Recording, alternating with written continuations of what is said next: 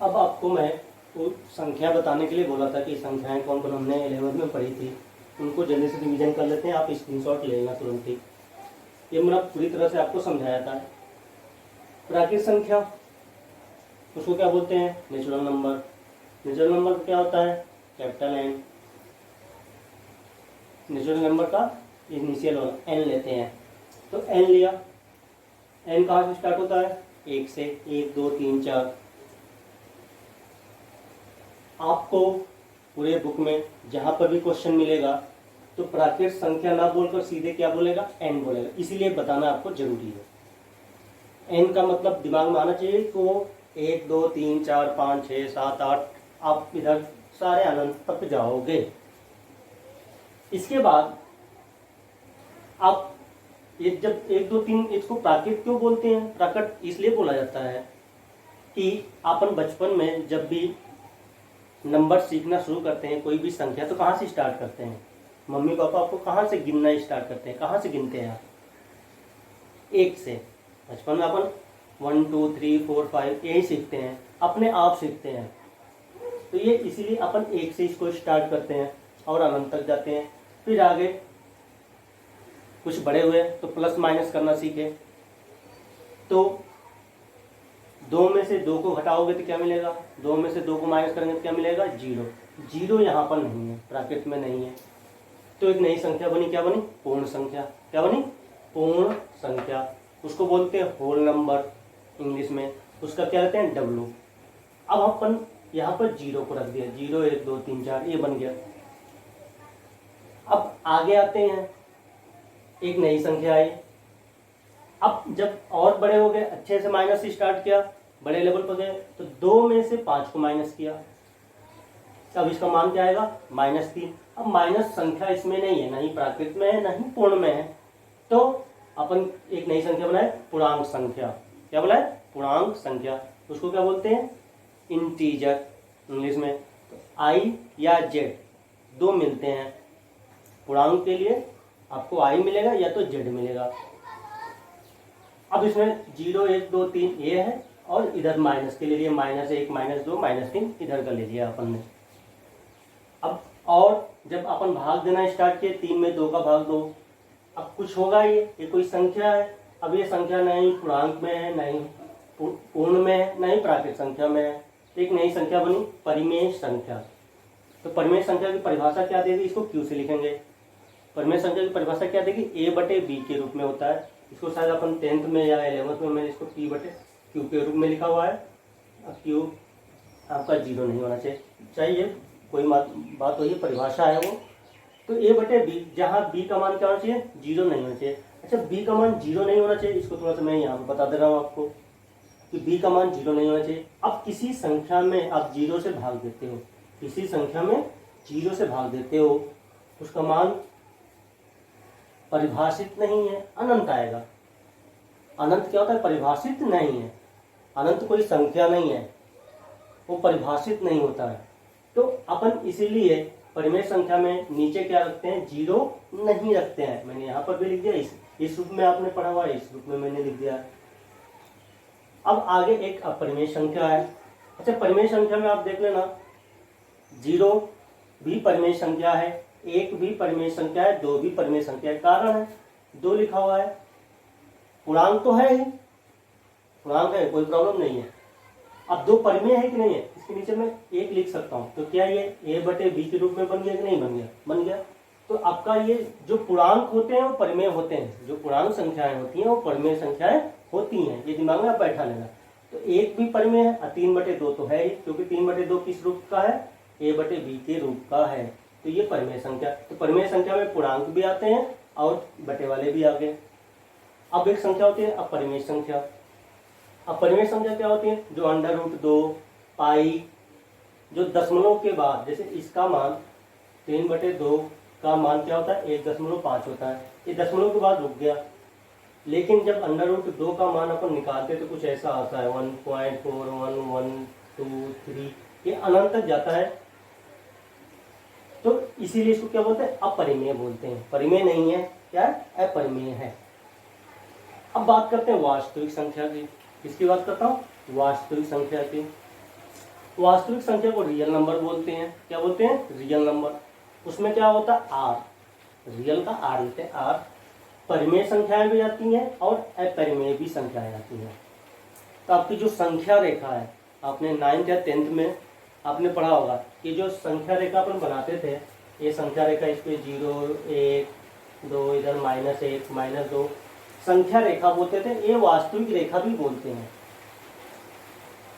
संख्या रेखा भी बोलते हैं। क्या बोलते हैं? वास्तविक। मतलब ये 0 से 1 के बीच में यहाँ पर भी संख्याएं हैं। कितनी संख्याएं हैं? अनंत संख्याएं हैं। यहाँ पे इसके बीच में 0 और 1 के बीच में 0.5 भी आएगा, 0.3 भी आएगा, 0.2 भी आएंगे। अनंत संख्याएं हैं, इनके बीच में भी संख्याएं हैं, इसलिए इसको क्या बोलते हैं? संख्या रेखा। तो वास्तविक संख्या में सारी संख्याएं आती हैं, परिमेय संख्याएं भी आती हैं और अपरिमेय संख्याएं भी आती हैं। अब लास्ट में हमने 11th में पूरा चैप्टर ही पढ़ा था, समृद्ध संख्या, जिसको बोलते हैं कॉम्प्लेक्स नंबर। ये तो पूरा चैप्टर ही पढ़ा था।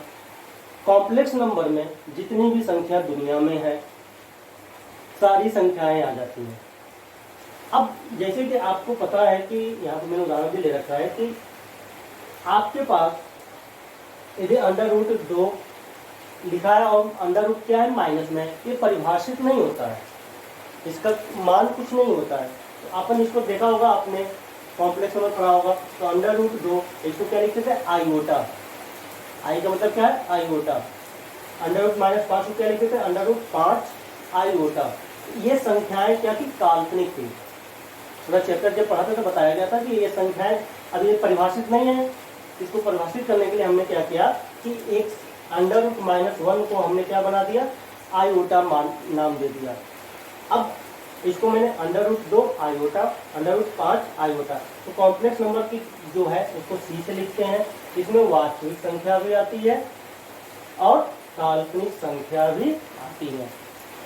ये संख्या आप याद करना, मेनली आप ये याद करना, n का मतलब प्राकृत संख्या, n का मतलब अपन 1, 2, 3 से स्टार्ट करेंगे। पूर्ण संख्या का मतलब W, अपन 0, 1, 2, 3, 4 से यहाँ से स्टार्ट करेंगे। पूर्णांक संख्या आयोटा, आई मिलेगा या तो Z मिलेगा, -2, -3, -2, -1, 0, 1, 2, 3। परिमेय संख्या आपको Q, ये N प्राकृत, ये याद रखना चाहिए, Q याद रखना चाहिए और R, ये मत भूलना। आपको ये नहीं बोलेगा R डायरेक्ट, जैसे फलन को लिखे गए थे, आपने फलन देखा था F A से B में परिभाषित है। अब आपको देगा ऐसे, F जो फलन है वो R से N में परिभाषित है, ऐसे देगा वो, R से N। तो आपको पता होना चाहिए कि उस फलन का प्रांत क्या है? वास्तविक संख्या है। देखो ध्यान से समझ लेना, ये बताएगा ना कि ये R क्या है, वहां पे कुछ, इसलिए मैंने आपको ये रिवीजन करा दिया है। R बोलेगा कि वास्तविक संख्या है, अपने को पता होना चाहिए R मतलब क्या हो गया? वास्तविक, और N का मतलब क्या हो गया? प्राकृत संख्या। ठीक है। अब कल हमने बोला था कि आपको किसी फलन को एकाकी और आच्छादक कैसे सिद्ध करेंगे, अब उस पर चर्चा करते हैं। किसी फलन f(x) को आपको मिल जाए और सिद्ध करने के लिए बोले कि यह फलन एकाकी है या आच्छादक है, ये अपने को मिलेगा। वहां पर किसी फलन का जब इनवर्स निकालना होगा, प्रतिलोम निकालना होगा, तब वहां पे इसका यूज होगा कि आपको उस फलन को देखना पड़ेगा कि फलन एकाकी है या आच्छादक है, या तो वहां पे मैं बता दूं, यही बता दे रहा हूँ आपको। तो किसी फलन को एकाकी और आच्छादक सिद्ध करना, तो फर्स्ट अपने को पहले तो सिखाता हूँ आपको, किसी फलन को एकाकी सिद्ध करना। किसी फलन को आपको कैसे एकाकी सिद्ध करना है वो पहले एकाकी सिखाऊंगा, फिर आच्छादक। कल मैंने बताया था कि एकाकी किस पर कंडीशन होता है? प्रांत पे, और आच्छादक किस पे होता था? क्षय प्रांत पे। तो और ये भी बोला था कि यदि फलन एकाकी नहीं है तो क्या होगा? बहुएकी होगा। और फलन आच्छादक नहीं है तो क्या होगा? अंतरक्षेपी। तो आपको बहुएकी और अंतरक्षेपी नहीं सिखाया जाएगा सिद्ध करने के लिए। आपको बोलेगा कि सिद्ध कीजिए कि फलन बहुएकी है।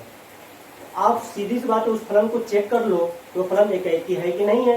यदि एकाएकी है तो बहुएकी तो नहीं होगा, और जो एकाएकी नहीं है तो बहुएकी होगा। अब किसी फलन को एकाएकी सिद्ध करना है तो उसके लिए आपके पास दो तरीके हैं, दो पॉइंट से कर सकते हो। देखना ध्यान से, अभी लिख दे रहा हूँ फिर बाद में समझा रहा हूँ कि यदि आपका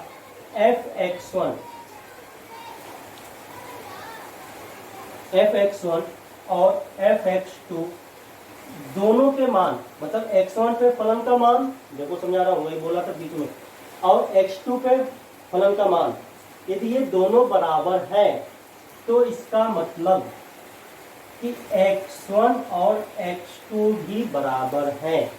अभी मैं दिखा रहा हूँ आपको, मतलब x1 पर फलन का मान और x2 पर फलन का मान यदि ये दोनों बराबर हैं तो ये बताता है कि x1 और x2 दोनों आपस में क्या होंगे, बराबर होंगे। या दूसरा तरीका अपने पास है कि यदि ये x1 और x2 दोनों आपस में बराबर, दोनों तरीके से आप सिद्ध कर सकते हो। ज्यादातर तो अपन इसी को यूज करेंगे, उल्टा भी कर सकते हो कि यदि x1 और x2 दोनों आपस में बराबर हैं तो आपका fx1 और fx2 दोनों बराबर हैं। अच्छा, ये बोल क्या रहा है, पहले इसको समझते हैं। तो मान लीजिए कोई फलन आपका f है जो कहां से कहां परिभाषित है, a से b में परिभाषित है। अब ये बोल क्यों रहा है कि ये क्या है, fx1 और fx2 दोनों बराबर हैं तो x1 x2। अच्छा, अभी मैंने आपको बताया था यहाँ पर मानो x1 है, x2 है, x3 है, ऐसे नीचे होंगे x4 होगा। इधर क्या होगा, मानो यहाँ से यहाँ पे कौन सा फलन है, f है, तो यहाँ पर x1 पे फलन का मान मिलेगा, कुछ fx2 पर मिलेगा, कुछ fx3 पर मिलेगा, कुछ fx4 पर मिलेगा।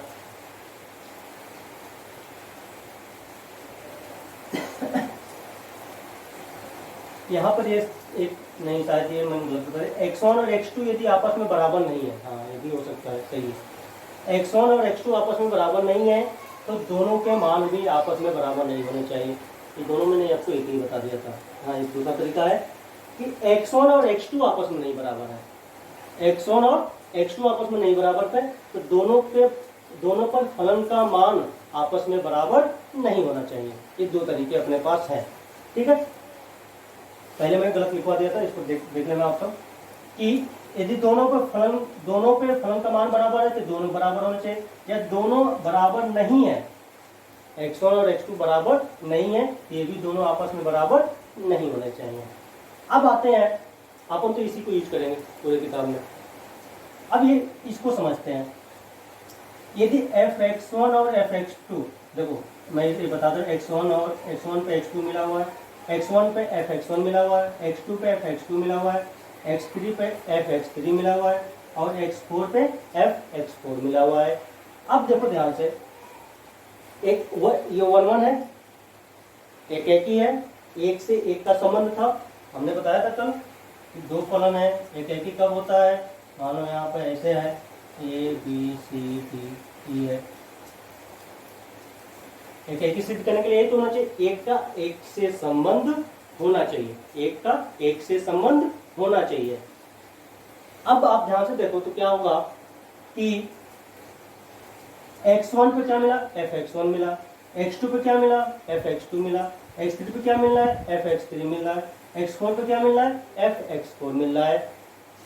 अब इसको समझते हैं अपन, यदि ये दोनों आपस में बराबर हैं,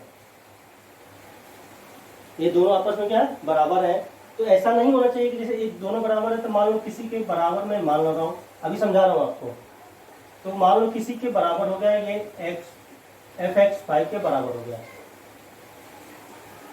मैंने अभी बराबर कर दिया है, तो क्या होगा कि x1 का संबंध किससे बन जाएगा, x5 का, और x2 का भी संबंध किससे बन जाएगा, क्योंकि ये दोनों बराबर हो गया, ये दोनों का संबंध किससे हो गया, fx5 से हो गया। ये दोनों बराबर है, इन दोनों की जगह मैंने क्या लिख दिया, fx5, तो x1 का संबंध किससे बना, fx5 से, और x2 का संबंध किससे बना, fx5 से बन गया। अब देखो ध्यान से, तो अब ये 2 का संबंध किससे हो गया, 1 से हो गया। 2 अलग अलग है, दोनों का संबंध किससे हो गया, 1 से हो गया। ये क्या एक ही है, कल क्या बताया था, यदि 2 का संबंध 1 से हो जाएगा तो क्या बनेगा, बहु एक ही बनेगा। क्या बनेगा, बहु एक ही बनेगा। तो ये एक ही नहीं है, इसीलिए बोला कि यदि ये दोनों बराबर है तो ये दोनों अलग अलग नहीं थे, ये भी दोनों आपस में क्या है, बराबर।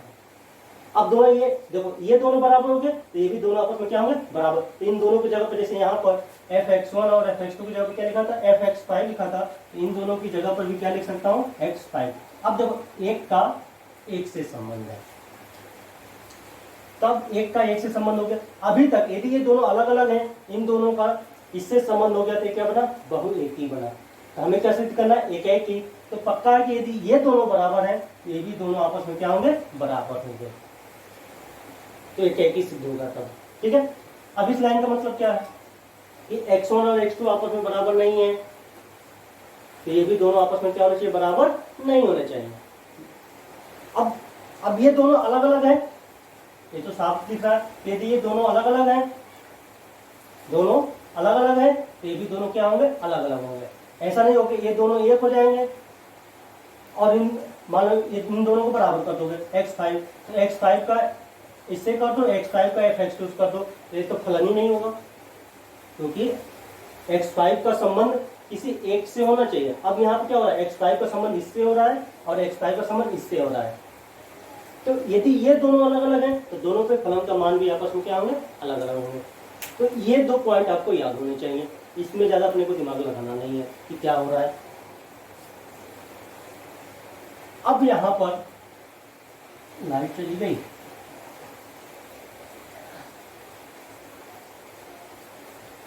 अब थोड़ा सा बात करते हैं और कि यदि किसी फलन का आप ग्राफ बना लेते हो, क्या बोला, किसी फलन का आप क्या बना लेते हो, ग्राफ बना लेते हो, और उसको देखना है कि वो फलन एकाएकी है कि नहीं है, फलन एकाएकी है कि नहीं है, तो सबसे आसान होता है। अब पहले तो मैं इसको दिखा दे रहा हूं। मान ले मैंने कोई फलन या fx बराबर x²। अब इसको चेक करते हैं कि फलन क्या है, एकाएकी है कि नहीं है।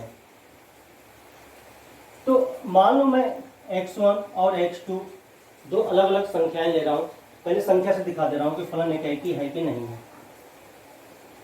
अब मैं x1 का मान लो -1 ले रहा हूं और x2 का मान क्या ले रहा हूं, +1 ले रहा हूं। ठीक है, x1 का मान क्या लिया, -1, और x2 का मान क्या लिया, +1। अब दोनों पर फलन का मान निकालना। क्या ये दोनों अलग अलग हैं, देखो यहाँ पे क्या है, दोनों अलग अलग हैं, दोनों आपस में बराबर नहीं है, दोनों आपस में बराबर नहीं है। मैं इस वाले तरीके से दिखा रहा हूं अभी तो आपको। x1 और x2 का क्या मान आपस में बराबर है, एक -1 है, एक क्या है, +1 है, दोनों बराबर नहीं है। ये बोला हुआ कि यदि ये दोनों बराबर नहीं है तो दोनों पर फलन का मान भी आपस में क्या होना चाहिए, बराबर नहीं होना चाहिए। अब ध्यान से देखो, मैं इस पर फलन का मान, क्योंकि x1 पे क्या निकालना है, फलन का मान, x1 निकाल रहा हूँ, fx1 निकालने का प्रयास कर रहा हूँ।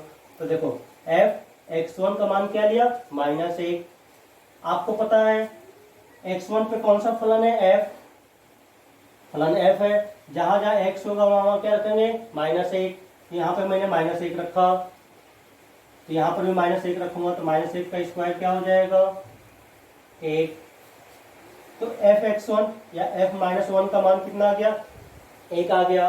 अब बात करते हैं, आपको fx2 निकालता हूं, क्योंकि fx1 भी निकालना है और क्या निकालना, fx2 भी निकालना है। तो fx2 निकालता हूं, तो fx2 का मान क्या लिया है हमने, x2 का मान क्या लिया है मैंने, 1 लिया हुआ है। तो 1 का स्क्वायर क्या बनेगा, 1। अब ध्यान से देखो, ये दोनों आपस में बराबर नहीं है,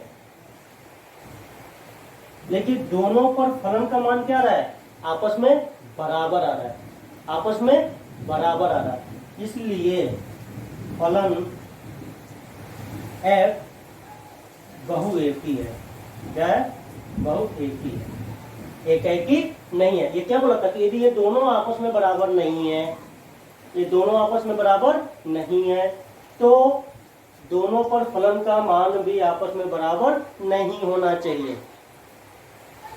अब प्रत्येक के लिए होता है, हाँ, फॉर ऑल x1 x2 किस में होना चाहिए, R में, प्रत्येक के लिए। अब ऐसे तो बोलोगे कि सर यदि मैं x1 का मान 1 ले लूं और x2 का मान 2 ले लूं, तो बोलोगे सर f(x1) का मान f1 1 का स्क्वायर 1 मिल गया, f(x2) 2, यहाँ पर क्या निकालोगे, f2 निकालोगे, 2 का स्क्वायर कितना हो जाएगा, 4 हो जाएगा।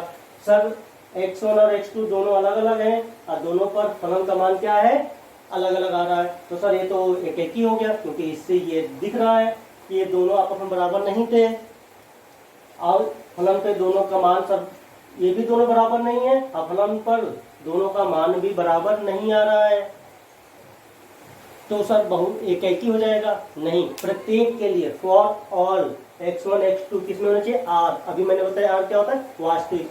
हर एक कॉम्बिनेशन के लिए आपका अलग अलग आना चाहिए। यदि सभी के लिए आ रहा हो और केवल एक के लिए नहीं आ रहा, मतलब कोई ऐसा एक कॉम्बिनेशन आपने बनाया, x1 और x2 का मान लिया और दोनों अलग अलग हो और दोनों पर फलन का मान बराबर आ गया, प्रत्येक के लिए आ गया, लेकिन कोई एक संख्या के लिए नहीं आ रहा है, तो वहां पर तुरंत आप बोल दोगे कि ये क्या है, एक ही नहीं है, बहु एक ही है। ऐसे इसके लिए भी बोलोगे फॉर ऑल x1 और x2 R, प्रत्येक के लिए होना चाहिए। दिमाग में बैठा, यहाँ से तो बता दोगे सर एक ही है, क्योंकि दोनों अलग अलग थे और दोनों पर फलन का मान भी क्या है, अलग अलग आ रहा है, तो सर एक ही हो जाएगा, नहीं, प्रत्येक के लिए। तो यहाँ पर -1 1, अब -2 2 लो, -3 3 लो, -2 और +2 लोगे तो क्या मिलेगा, दोनों पे 4 मिल जाएगा, दोनों अलग अलग हैं, क्योंकि दोनों पे फलन का मान क्या आ गया, बराबर आ रहा है, इसलिए फलन क्या होगा, एक ही नहीं होगा। ये तो मैंने इस तरीके से समझा दिया आपको, लिखना चाहो तो लिख लेना, स्क्रीनशॉट ले लेना आप सब। अब मैं इस वाले तरीके से समझाने का प्रयास कर रहा हूँ, इस पे क्या होगा,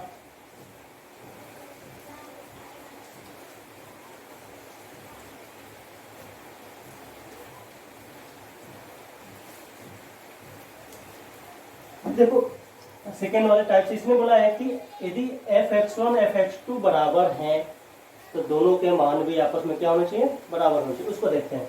तो आप ध्यान से देखो, मैं f(x1) निकाल रहा हूँ, क्या हो जाएगा, x1 का स्क्वायर, x की जगह पर क्या रखा है, x1, यहाँ पर भी x की जगह पर क्या रखूंगा, x1, और f(x2) निकालूंगा, x2 पे मान निकालूंगा, तो x की जगह क्या रखूंगा, x2, ये क्या बनेगा, x2 का स्क्वायर।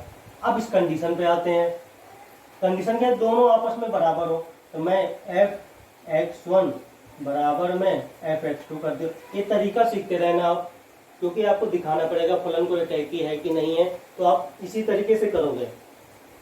आप क्या करोगे, दोनों पे फलन का मान निकाल लिया, f(x1) f(x2) पे दोनों पे फलन का मान निकाल लिया, अब दोनों को बराबर कर रहा हूँ, तो f(x1) का मान कितना मिला हुआ है, x1 का स्क्वायर, f(x2) क्या मिला हुआ है, x2 का स्क्वायर।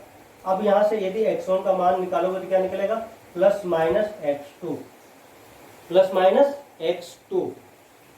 अब क्या ये दोनों बराबर है, यहाँ पर क्या बोला था, यदि दोनों पर फलन का मान बराबर हो, ये दोनों आपस में क्या आने चाहिए, बराबर आने चाहिए। लेकिन यहाँ पर क्या हो रहा है, मैंने दोनों को बराबर किया, लेकिन ये दो बराबर नहीं आ रहे हैं, x1 बराबर x2 नहीं आए, इसलिए फलन f क्या होगा, एक ही नहीं होगा। इस तरीके से भी फलन एक ही नहीं आया था, और इस तरीके से भी देख रहा हूं तो x1 और x2 आपस में बराबर आने चाहिए थे, ये दोनों आपस में बराबर नहीं आ रहे हैं, इसलिए फलन क्या होगा, एक ही नहीं है। अब बात करते हैं कि बोल देना यहाँ पर कि f(x1) बराबर f(x2) पर x1 बराबर x2 नहीं है, इसलिए फलन f एक ही नहीं होगा।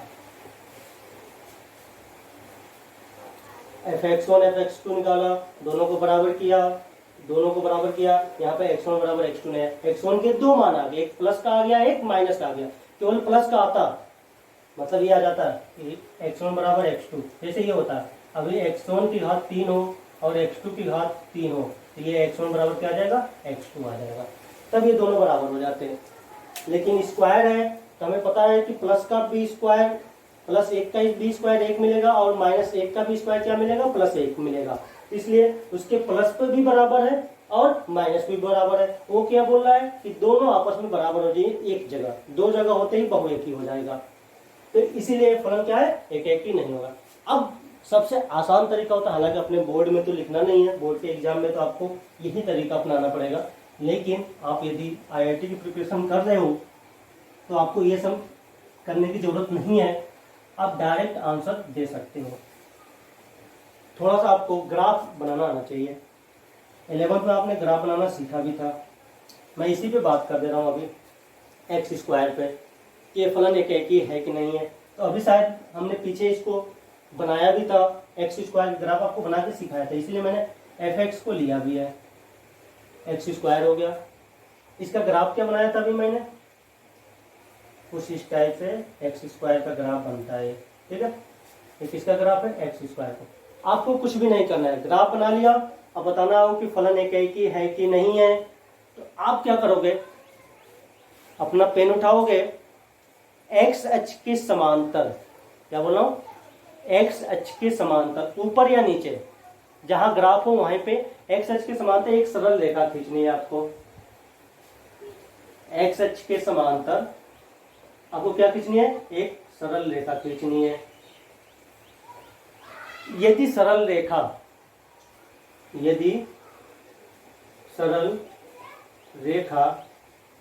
ग्राफ को केवल एक बिंदु पर काटती हो, क्या बोलो, यदि सरल रेखा ग्राफ को एक बिंदु पर काटती हो तो फलन एकेकी होता है। बस सिंपल सी बात है। आप ग्राफ बनाओ, ये जो मैंने इतना टाइम लगाया था टाइम लगाने की जरूरत नहीं है। यदि आप ग्राफ बनाना चाहते हो फट से ग्राफ बनाओगे। ग्राफ बनाने के बाद आप एक सरल रेखा खींचोगे एक्स अक्ष के समांतर। किसके समांतर, एक्स अक्ष के समांतर एक सरल रेखा खींचते हैं एक्स अक्ष के समांतर। यदि सरल रेखा ग्राफ को केवल एक बिंदु पर काटती हो तो फलन क्या होगा, एक एक। अब ध्यान से देखो, जो एक्स स्क्वायर ग्राफ यूं बनता है आपका, ये क्या कर रहा है, दो बिंदुओं पे काट रहा है, इसलिए फलन क्या होगा, एक एक ही नहीं होगा। ठीक है, तो आपके पास यही अपने को यूज करना है। एक तरीका ये भी है और ये तो ग्राफ का, ये बोर्ड के एग्जाम में मानने भी नहीं होगा, इसको करना भी नहीं। ठीक है, अब बात कर लेते हैं कि किसी फलन, अच्छा कोई एक फलन ऐसा ले रहा हूं जो कि एक ही हो, कैसे होता है उसको भी देख लेते हैं।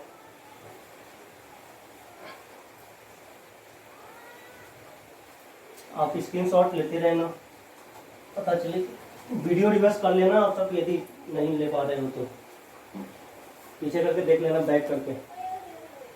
अब हाँ, मैं बोला था कि आपको कोई ऐसा फलन लिया जाए जो एक ही हो, f(x की घात 3)। देखो ध्यान से, राजस्थान बोर्ड में ज्यादातर सवालों में आपको ये x की घात 3 मिलेगा, कम से कम सारे सवालों में है ही। जो एक ही होगा लगभग उस सवाल में x की घात 3 है। तो जो मैं तरीका सिखा रहा हूँ उसको दिमाग में बैठा लेना, सवाल अपने आप हो जाएगा। हाँ, उसने राजस्थान बोर्ड वाले थोड़ा सा दिमाग लगा देते हैं, यहाँ पर किसी जगह पे +1 कर देंगे, कहीं पे x की घात -5 कर देंगे, कहीं पे x की घात 3 कर देंगे और +2 कर देंगे, और सारे सवाल क्या हो गए, अलग अलग हो गए। अब देखा जाए तो सारे सवाल क्या है, एक ही है, तरीका वही लगेगा। तो आप अभी सीख लो, बाद में आपको आगे दिमाग लगाने की जरूरत ही नहीं है। तो x की घात 3 होगा, उसमें +1 होगा, -5 होगा, +2 होगा, इस टाइप से होंगे। ठीक है, सीख लेना। मैं हर साल बोलता हूँ बच्चों को कि आप एक तरीका ये सीख लो, सारे सवालों में, कम से कम 6-7 सवालों में लगेगा ये। तो अब आते हैं अपन, मान लो मैं ये ले ले रहा हूँ एफ एक्स बराबर एक्स की घात 3 प्लस 1, शायद ये होगा भी अपने किताब में। अब इसको एक एक ही दिखाना है, तो अब अपन क्या करेंगे, मान लो इससे जाता हूं तो लिखेंगे माना x1 x2 r में है। यह इस फलन की परिभाषा देगा r से r में देगा, फलन एफ एक्स की परिभाषा क्या देगा, r से r। मैंने इसका प्रांत भी r है, सह प्रांत भी क्या है, r है। तो मैंने x1 x2 r, अच्छा ये r कहाँ के लिया होगा, प्रांत या सह प्रांत, x1 x2 मैंने बोला था एक एकी और बहु एकी किस पे होता है, प्रांत पे प्रतिबंध होते हैं। तो मैंने x1 x2 कहाँ से निकाला होगा, ये जो r लिखा है दोनों तरफ r लिखा है, तो कंफ्यूज मत होना कौन सा r है, आपको पता होना चाहिए कि एक एकी देख रहे हो तो x1 x2 इसमें होंगे r में, तो किसका होगा, प्रांत का r होगा। इसमें अपने को दिमाग लगाने की जरूरत नहीं, ये बस लिखने की भी जरूरत नहीं है कि मैंने कहाँ से लिया है, आप लिख दोगे तो अच्छी बात है। तो x1 x2 मैंने कहाँ से निकाला हुआ है, प्रांत में से निकाला हुआ है r। अब दोनों पे फलन का मान निकालते हैं, तो एफ x1, अब यहाँ पर सीखते रहना आप सब, एफ x1 का मान निकालना हूँ तो मैं इसके पास जाऊंगा, x जगह पे क्या रख दिया x1, इस पूरे फलन पे जहां जहां x होगा वहां वहां क्या आएगा, x1 आएगा। तो यहाँ पर x है, इस x की जगह पे क्या आ जाएगा, x1 की घात 3 प्लस यहाँ पर x नहीं है, अचर है तो उसको उठाकर लिख दो। और x1 पे फलन का मान निकाल लिया, x2 पे फलन का मान निकाल ले रहा हूं। अब क्या रख दिया, x की जगह पे क्या रखा, x2। इस फलन पे देखोगे जहां जहां x होगा वहां वहां क्या रखा जाएगा, x2 रखा जाएगा। ये क्या बन जाएगा, x2 की घात 3 प्लस 1। अब आते हैं एक एकी के लिए, एक एकी के लिए मतलब एक एकी के लिए सिद्ध करने के लिए अपने पास क्या होता है, यदि एफ x1 बराबर में एफ x2 हो तो आपको क्या दिखाना है, x1 और x2 बराबर होने चाहिए फॉर ऑल x1 और x2 कहाँ से होने चाहिए, r में से। हालांकि मैंने तो ये बोल ही दिया x1 x2 किसमें से लिया है, r में से लिया हुआ है। अब इन दोनों को बराबर करते हैं, मतलब किसको बराबर करूंगा, एफ x1 बराबर में क्या करूंगा, एफ x2 करूंगा।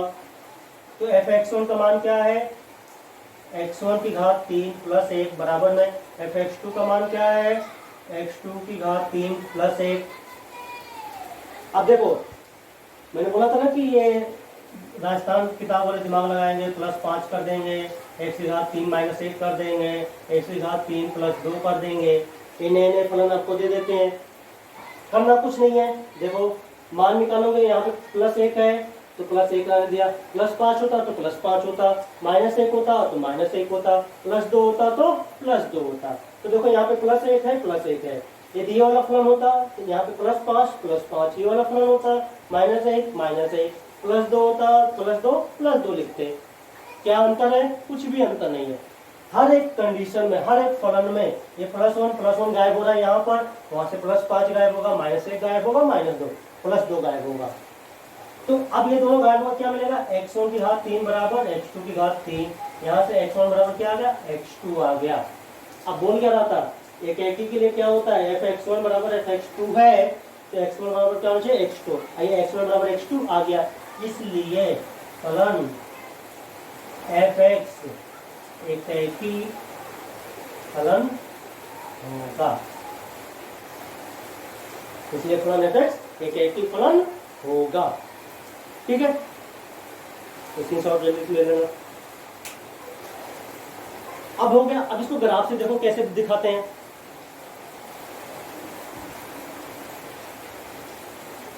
दिख लिया होगा।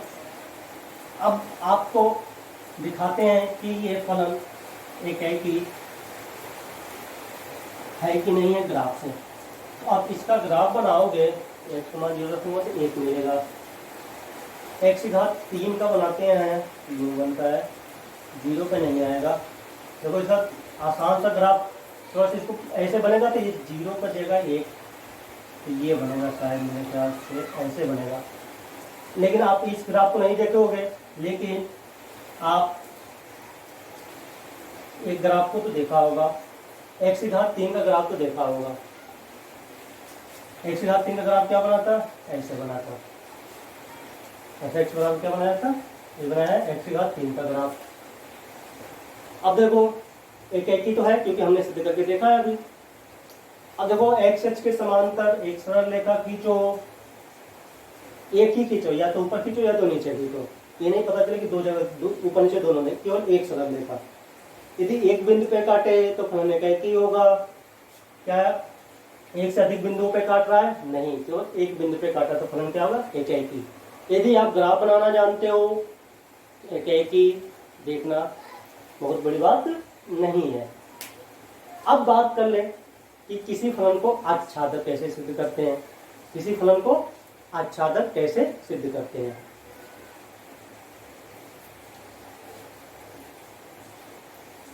तो किसी फलन को आच्छादक कैसे सिद्ध करते हैं, इसको थोड़ा समझने के लिए मैं एक पॉइंट लिख रहा हूं। उस पॉइंट को एक की जगह प्रत्यास्थ बोलना है आच्छादक। किसी फलन को आच्छादक सिद्ध करने के लिए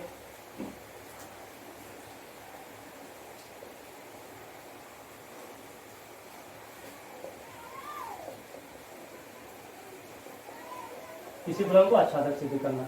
अभी मैं कुछ पॉइंट लिख रहा हूं, उस पॉइंट के बाद आपको समझाऊंगा। तो पहले नंबर पे अपन अब ये समझ लेना, मैंने बताया था कि एक किस पे प्रतिबंध होता है, प्रांत पे, और आच्छादक क्षय प्रांत पे। तो ऐसे बगल में बता दूं तो आपको समझ में आता रहेगा।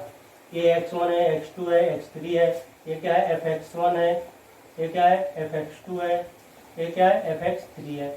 यहाँ से यहाँ कौन है, fx, कुछ संबंध होगा, हमें उससे मतलब नहीं है, संबंध क्या है आपको पता है। मैंने अभी इसको बताया था, ये y1 y2 y3 भी होता है, ये लिखा था।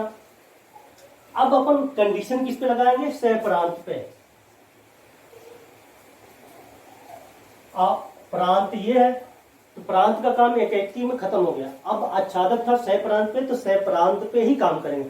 तो मैंने x1 और x2 कहां से लिया था, प्रांत से, किसमें, एक के लिए। अब हमें लेना है क्षय प्रांत से, क्योंकि क्षय प्रांत में देखना है।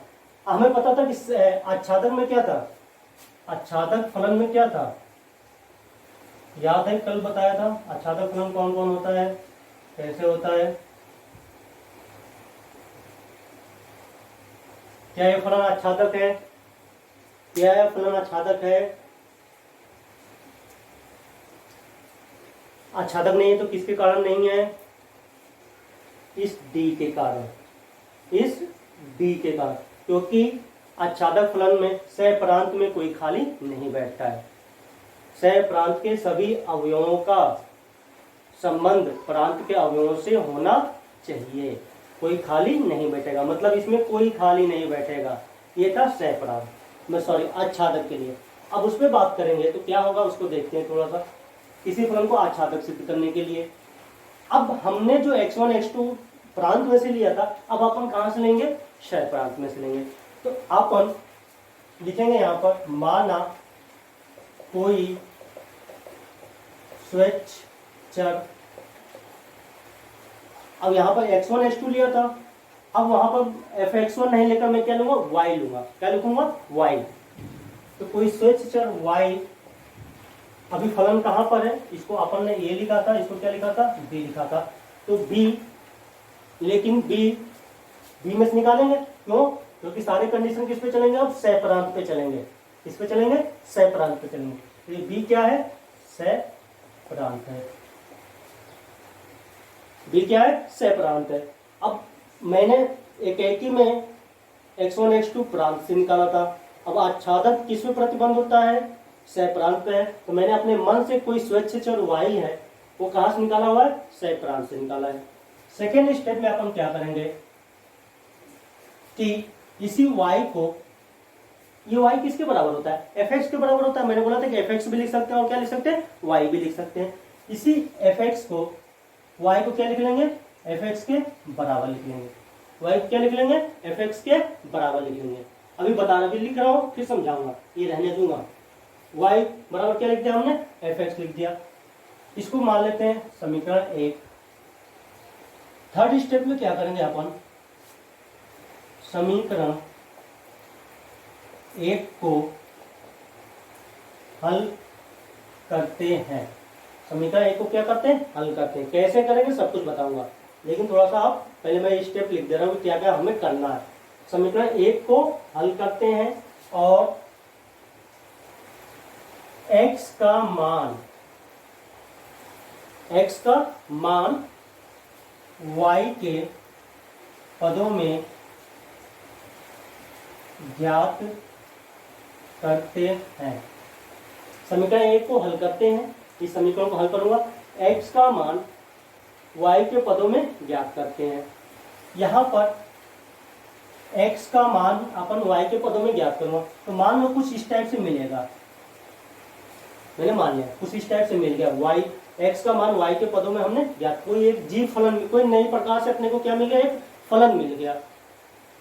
अब फिफ्थ स्टेप में, लास्ट स्टेप में क्या करेंगे आप समझ लेना। अब ध्यान से देखो, सह प्रांत में कोई खाली नहीं बैठता है, इसमें आच्छादक फलन में, तो क्या होगा, यदि प्रत्येक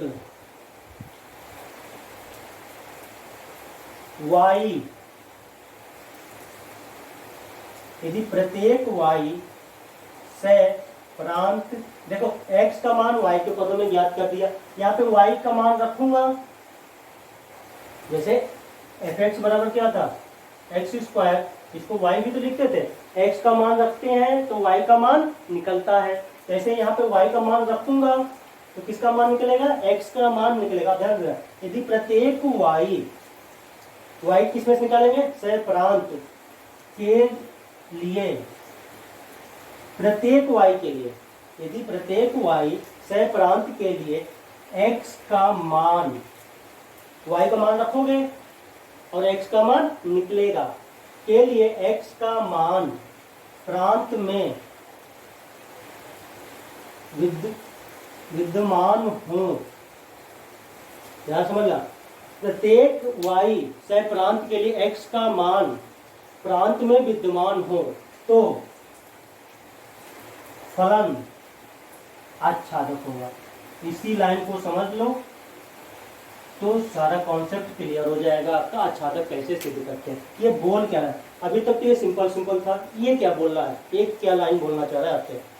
तो प्रत्येक y, मैं क्या करूंगा, y का मान यहाँ से लूंगा, जैसे यहाँ पे y1 y2 y3 लिया, प्रत्येक y का मान लिया, ये समीकरण प्राप्त किया हुआ है, इसमें मैं y का मान रखूंगा, x का मान रहेगा, तो y का मान रखोगे x का मान निकलेगा, तो उसमें क्या, x कहाँ होगा, प्रांत में, x कहाँ पर है, प्रांत में। ये यही बोला है कि यदि प्रत्येक y सह प्रांत के लिए x का मान जो निकलेगा, यदि प्रांत में क्या हो, विद्यमान हो, मतलब ये क्या हो गया कि y का मान मान लो a लिया, a का संबंध किससे हो गया, 1 से हो गया, b का मान लो y का मान b लिया, b का मान क्या निकला, 2 निकला, ऐसे y का मान क्या लिया, c निकला, 3 हो। मान लो आप यहाँ पे d मैंने अभी लिखा था, d लिया और d का मान इधर नहीं आया, प्रांत में विद्यमान नहीं है, x का मान प्रांत में विद्यमान नहीं है, तो फलन क्या होगा, आच्छादक नहीं होगा। यदि d नहीं है तो ये फलन क्या बन जाएगा, आच्छादक बन जाएगा। तो ये स्टेप याद कर लेना आप, याद करना कोई नहीं है। आप क्या करोगे, माना कोई स्वच्छ चर y, भाई आच्छादक किस पे प्रतिबंध है, सह प्रांत पे, तो y का हाथ निकालोगे सह प्रांत से, उसी y को किसके बराबर लिख दोगे, fx के, फिर समीकरण एक को हल करोगे और x का मान किसके पदों में निकालोगे, x का मान y के पदों में ज्ञात करते हैं। यदि प्रत्येक y सह प्रांत के लिए x का मान प्रांत में विद्यमान है तो फलन क्या होगा, आच्छादक होगा। अब जैसे कि आपको दिखना हो कि आच्छादक है कि नहीं है, तो यहाँ पर अपन, यहीं पे आपको मैं दिखा दे रहा हूँ आपको,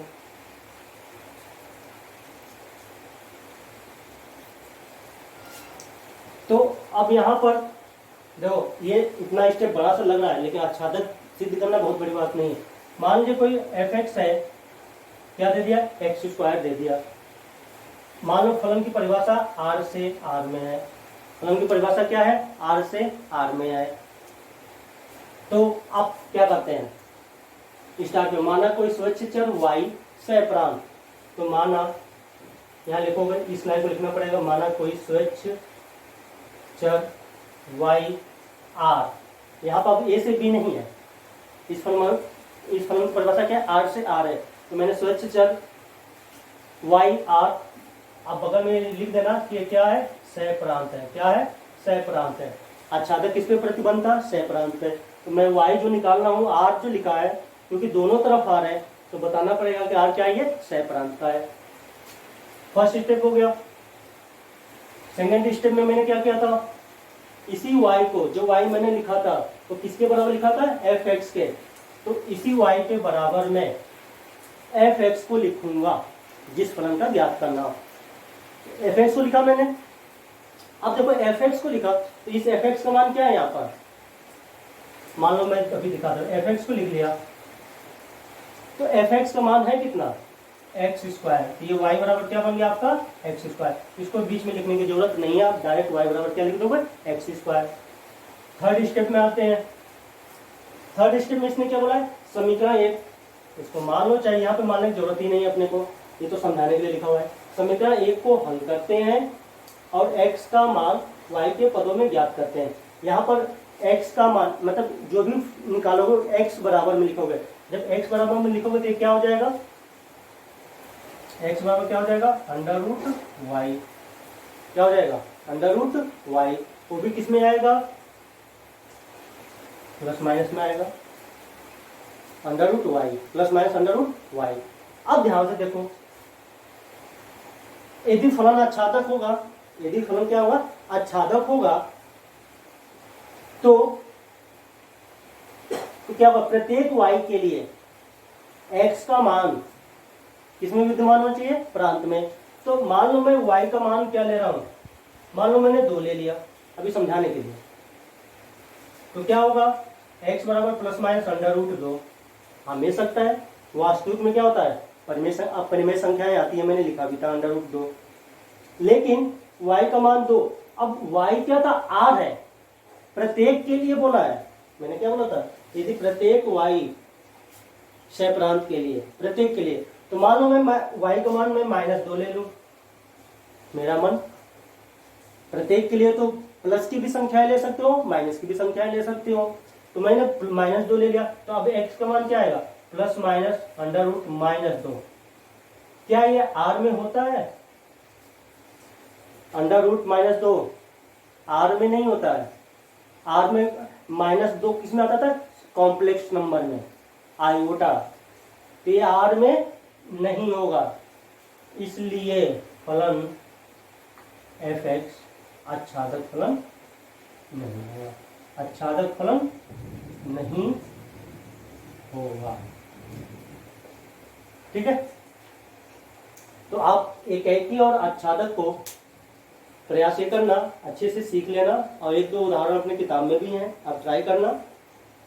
अब कल मैं आपको बताऊंगा, मेन अब चैप्टर शुरू होगा कल से, संयुक्त फलन अपने चैप्टर में। हालांकि ये एकाकी और आच्छादक सिद्ध करने के लिए नेक्स्ट टॉपिक है अपने पास, किसी फलन का प्रतिलोम निकालेंगे तो वहां पर आपको बोलेगा कि फलन एकाकी और आच्छादक होता है तो उसका इनवर्स ज्ञात कर सकते हैं, ये आपका यूज होगा। तो आप एकाकी और आच्छादक ये सीख लेना, और जो संख्याएं बता रखा है उसको मत भूलना, n को क्या बोलते हैं, r को क्या बोलते हैं, q को क्या बोलते हैं, i को क्या बोलते हैं, मेलनी यही है, ये आप दिमाग में बैठा लेना। तो कल बात करूंगा मैं संयुक्त फलन की, तो बात कर लिया, आप संयुक्त कैसे करते हैं, मतलब 2 फलन मिलेंगे, 3 फलन मिलेंगे, 4 फलन मिलेंगे, उनको एक साथ कैसे लिखते हैं, वो कैसे निकालेंगे। Bye bye.